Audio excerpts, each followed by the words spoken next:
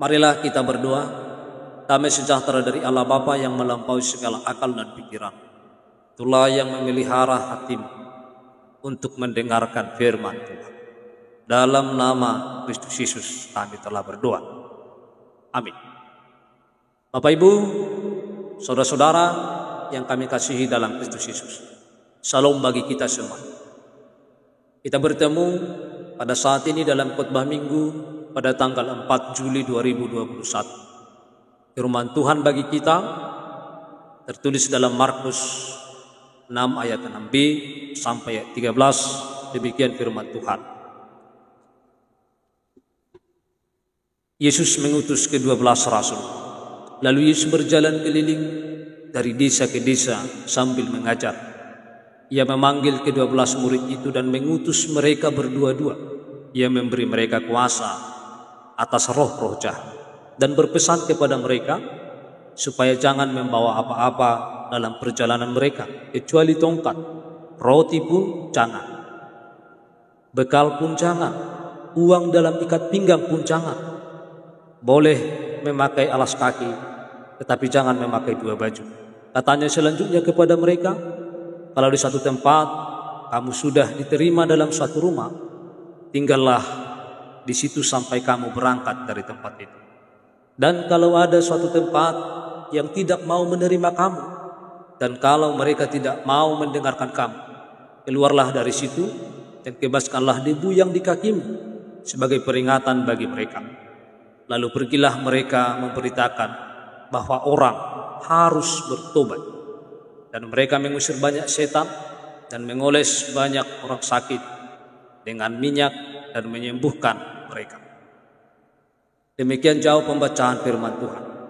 Bapak Ibu yang kami kasihi, tema khotbah kita pada saat ini, pergi dan beritakanlah firman Allah. Sebelum nats khotbah kita mulai dari 6 sampai 13, bahwa Yesus ditolak di kampung halamannya, yaitu dalam Markus 6 ayat 1 sampai ayat 6a. Bapak Ibu, kehadiran Yesus di tempat kelahirannya, di kampung halamannya sendiri tempat dia dibesarkan.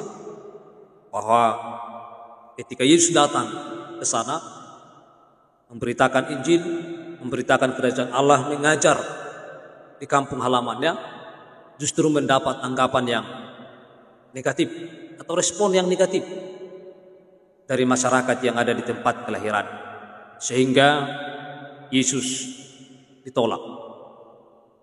Bapak Ibu yang kami kasihi, Yesus ketika memasuki daerah Nazaret atau daerah kelahirannya, bahwa penduduk sekampungnya sebenarnya terkagum-kagum dan heran untuk mendengar pemberitaan yang disampaikan oleh Yesus dan pengajaran. Keheranan mereka tidak membuat mereka menjadi bertobat. Yang seharusnya ketika mereka takjub, ketika mereka heran, dan ketika mereka mendengar dan pengajaran Yesus pada saat itu, seharusnya mereka bertobat. Tetapi justru sebaliknya, ketika mereka mendengar apa yang disampaikan oleh Yesus, mereka takjub karena mereka mengetahui dengan betul di mana Yesus dibesarkan, di mana orang tuanya, dan apa pekerjaan orang tuanya, sehingga mereka menolak untuk percaya, sehingga mereka menolak untuk bertobat di dalam kehidupannya sehari-hari. Saudara-saudara yang kami kasihi di dalam Kristus Yesus, Yesus juga merasa heran dengan sikap dan perilaku mereka yang kecewa serta penolakannya terhadap dirinya sendiri. Sehingga Yesus berkata, seorang nabi dihormati di mana-mana, kecuali di tempat asalnya sendiri, di antara kaum keluarganya dan rumah. Ini dituliskan dalam pasal 6 ayat 4 sampai ayat 6. Saudara-saudara, perkataan ini atau ungkapan ini yang disampaikan oleh Yesus tentu memberikan makna yang dalam, yaitu mengenai status sosial, jabatan dan keluarga. Semua status yang dimiliki Yesus mereka tanya. Pengenalan status Yesus ini telah membuat mereka tidak menerima kehadiran Yesus sebagai pewarta atau pemberita firman Tuhan. Bukan hanya pembawa dan pemberita firman, dan mereka juga sekaligus tidak menerima bahwa Yesus sendirilah firman.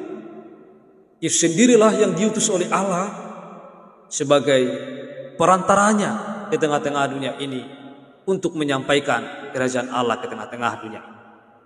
Bapak Ibu Saudara-saudara, tentu bahwa pengalaman ini, apa yang dirasakan oleh Yesus tidak membuatnya menjadi patah semangat.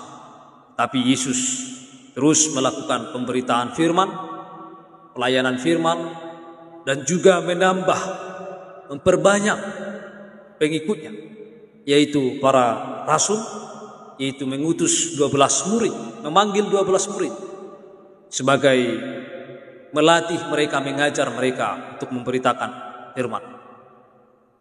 Bapak Ibu Saudara-saudara, penolakan kepada Yesus mungkin juga sering atau pernah kita alami dalam kehidupan kita sehari-hari.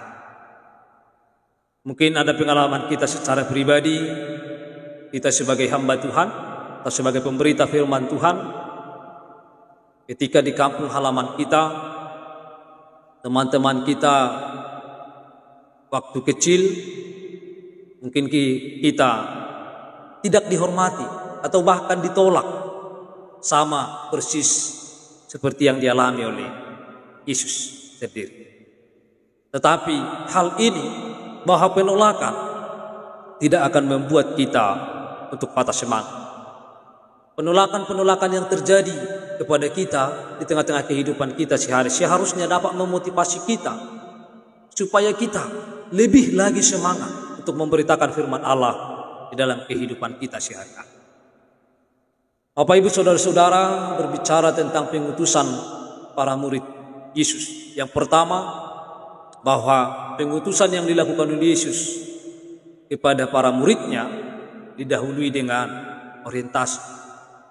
Artinya bahwa Yesus memperlengkapi para muridnya oleh kuasanya, oleh kuasa Allah, oleh kuasa Yesus yang memperlengkapi mereka untuk memberitakan firman Allah. Setelah Yesus memperlengkapi mereka, Yesus memberikan tenaga dan kuasa kepada mereka.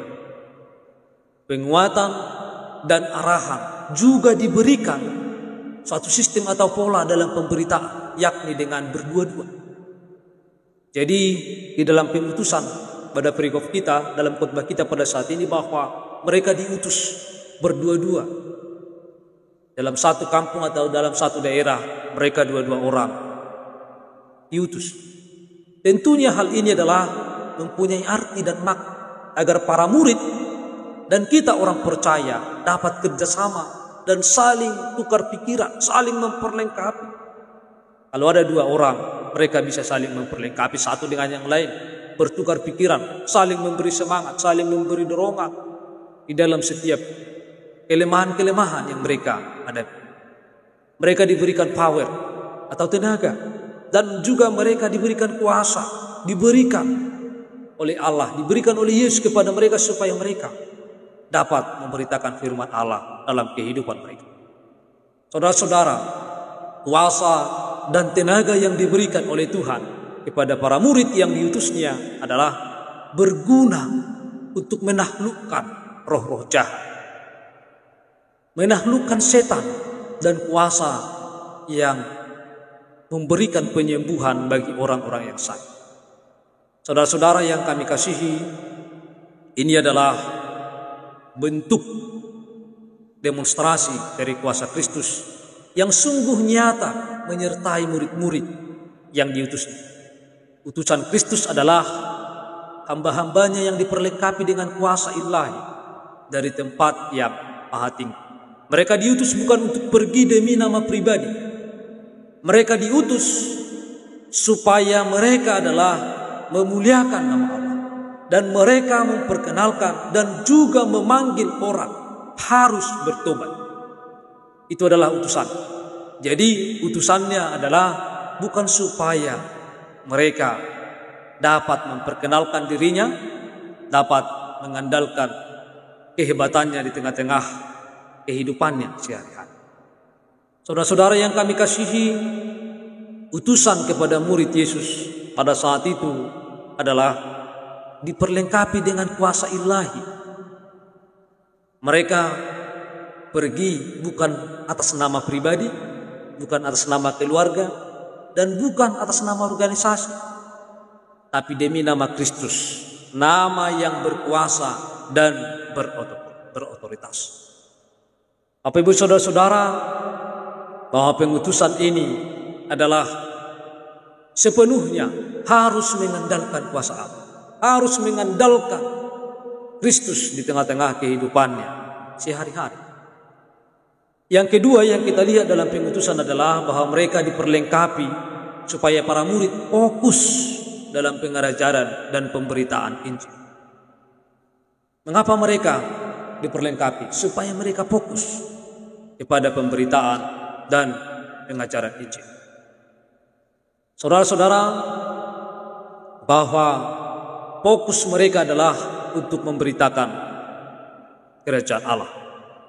Tuhan Yesus mengingatkan agar murid-muridnya tidak teralih atau tidak berfokus kepada yang lain, dengan lebih memperhatikan pada hal-hal lainnya seperti bekal makanan, baju, uang, roti, dan sebagainya. Nah, hal ini apa yang disampaikan oleh Yesus bahwa mereka tidak boleh membawa bekal, tidak boleh membawa roti, tidak boleh membawa uang.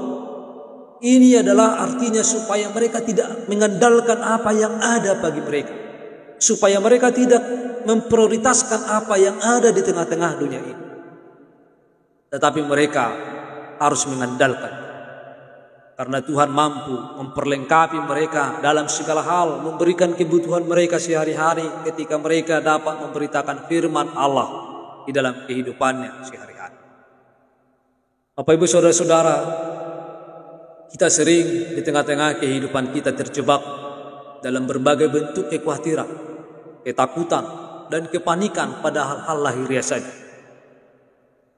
Tentu saja Tuhan bukan sama sekali meminta murid-muridnya untuk tidak perlu makan, minum, dan berpakaian atau terus bekerja tanpa perlu memikirkan tempat tinggal untuk beristirahat. Namun Tuhan meminta mereka untuk fokus pada tujuan utama mereka.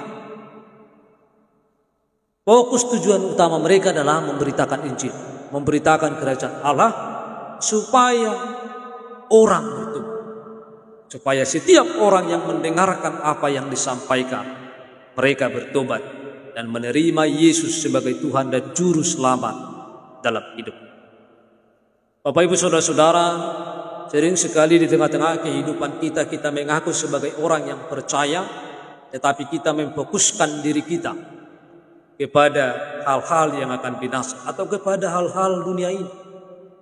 Karena sering kita terlalu khawatir, terlalu takut, terlalu panik akan segala kebutuhan kita di tengah-tengah dunia ini. Tuhan Yesus menjamin bagi setiap orang yang percaya, mereka akan diperlengkapi baik secara rohani maupun secara jasmani. Walaupun tidak memiliki bekal, tetapi Tuhan menyediakan bagi mereka di tempat mereka untuk memberitakan Injil. Bapak Ibu saudara-saudara yang kami kasihi dalam Kristus Yesus. Dan yang ketiga yang dapat kita lihat dalam firman ini adalah merealisasikan visi dan misi Tuhan di dunia ini.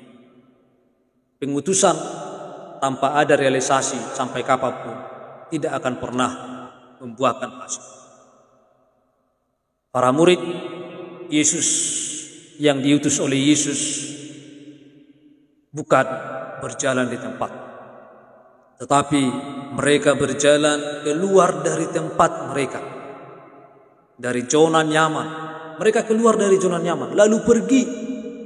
Dan mereka mengelilingi segala desa sambil memberitakan Injil dan menyembuhkan orang sakit di segala tempat. Mereka segera bertindak dan mewujudkan tugas pengutusan yang dipercayakan kepada mereka dengan pergi keluar dan pergi memberitakan Injil. Yang dibutuhkan di sini adalah bukan sekedar tergerak, tapi harus bergerak. Pewartaan dan pemberitaan ini adalah tugas dan panggilan gereja. Bapak Ibu Saudara-saudara yang kami kasihi di dalam Kristus Yesus, pemberitaan Injil adalah bukan bergerak di tempat, tetapi harus pergi, bergerak, berjalan, berkeliling, mencari jiwa, supaya orang-orang mengenal Tuhan dan bertobat. Itulah yang diberitakan. Maka ada dua tugas yang disampaikan oleh Yesus kepada para murid. Yang pertama, supaya orang bertobat. Bagaimana supaya orang bertobat? Tentu harus mengandalkan kuasa Tuhan.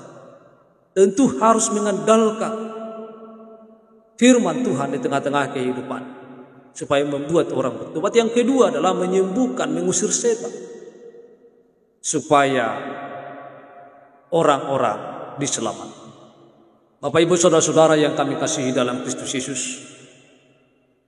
sebagai refleksi bagi kita, penolakan Yesus adalah pengalaman yang sangat berharga bagi kita orang yang percaya, atau bagi hamba-hamba Tuhan, dan menjadikan pengajaran bagi setiap orang yang ingin memberitakan dan memberikan pengajaran tentang Injil Kerajaan Surga, dan tidak menjadikan kita ciut dan mengurung diri dalam tugas pelayanan.